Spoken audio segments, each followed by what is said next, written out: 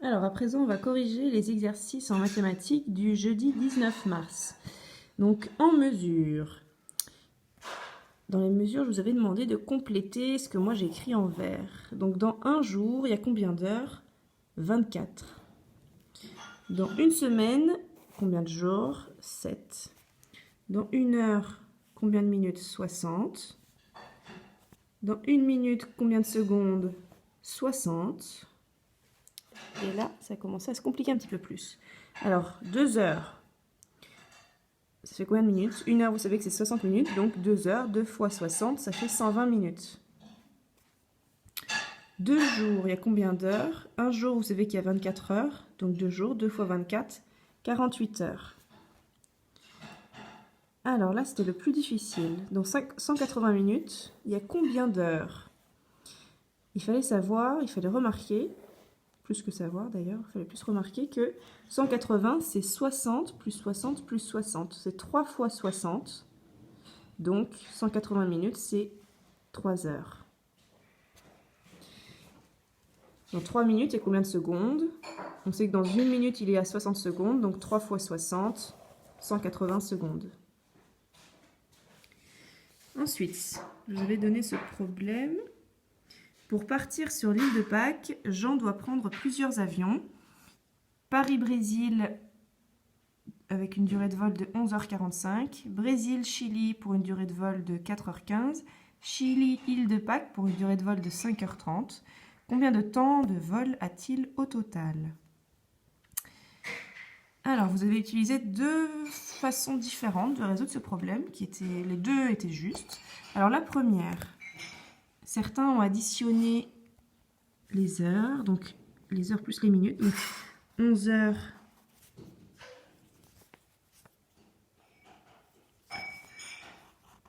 11h45 plus 4h15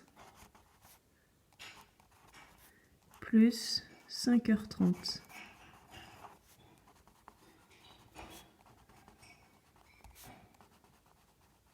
Donc là, dans cette addition-là, on a à la fois des heures et à la fois des minutes. 0 plus 5 plus 5, ça fait 10. Plus 4, 5. Plus 1, 6. Plus 3, 9. 11 plus 4, 15. Plus 5, 20. Donc ça fait 20 heures et 90 minutes. Est-ce que cette heure-là existe 20 heures et 90 minutes? Non. Donc, vous êtes dit, d'accord, donc ça fait 20 heures et 90 minutes, ça fait quoi? En quoi on peut le transformer, 90 minutes? Eh bien, 90 minutes, certains l'ont très bien écrit, 90 minutes, c'est égal à 1 heure, puisque 1 heure, c'est 60 minutes. 1 heure plus 30 minutes, donc ça fait 1 heure et demie. Donc, comme vous savez que 90 minutes, c'est égal à 1 heure et demie, eh bien, vous avez juste à ajouter à 20 heures 1 heure et demie. Donc, 20 heures plus 1 heure 30. Et ça, c'est égal à 21h30.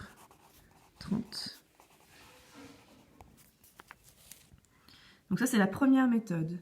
La deuxième méthode, alors je me souviens maintenant que c'est Moana qui avait utilisé cette deuxième méthode-là. Moana, elle a additionné les heures dans un premier temps, puis elle a additionné les minutes. Alors je vais vous montrer. Elle a fait 11 heures plus 4 heures plus 5 heures. Donc là, ça fait 20 heures. Et puis, elle a additionné, sur une deuxième addition, les minutes. Donc 45 minutes plus 15 minutes plus 30 minutes. Donc 5, 5, tac. Et là, ça fait 9. Donc ça fait 90 minutes, pareil. Et là, Moana s'est dit, eh bien, comme vous, vous êtes dit aussi 90 minutes. C'est égal à 1 heure et demie. Et là, je peux additionner 20 heures. Donc, 20 heures plus 1h30 minutes. Hop, c'est égal à 21h30 minutes. Et donc la phrase réponse qu'on peut faire, c'est au total, il a 21h30 de vol.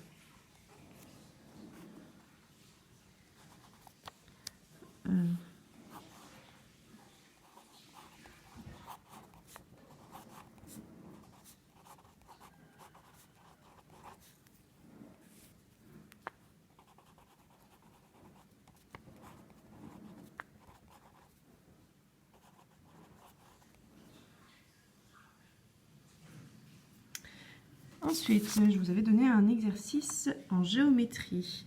Je vous avais demandé de tracer un cercle de 5 cm de rayon pour les CM1 et de 4,5 cm de rayon pour les CM2.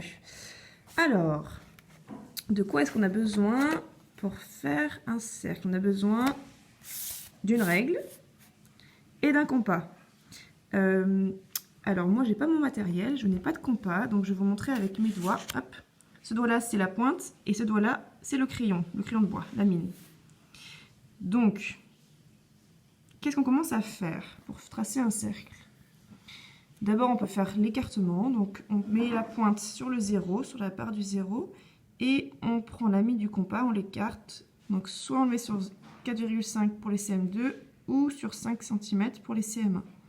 Et on garde cet écartement-là. Ensuite, avant de poser son compas sur le cahier, on doit obligatoirement faire quelque chose avant. Et ça, c'est avec le crayon à papier. On indique le centre du cercle. Et le centre du cercle, on l'indique avec quoi? Avec une petite croix. Donc, peu importe où. Hop, je vais le mettre ici. Hop. Bon, j'ai mal fait mon... Je vais la mettre ici. Hop. Toc. Une fois qu'on a cette croix pour nous indiquer le centre du cercle, je reprends mon compas et là, je pointe dans le centre de la croix et je peux tracer mon cercle. D'accord? Bon, je ne vais pas le faire vu que je n'ai pas de compas. Voilà pour la géométrie. Ensuite, vous aviez pour vendredi des petits calculs. Alors, je vous avais demandé le triple de 30, c'est quoi? Alors, le triple, c'est x 3. Donc, ça veut dire que 30 x 3, c'est 90. Le triple de 15, c'est 45. Le triple de 25, c'est 75. Et le triple de 50, c'est 150.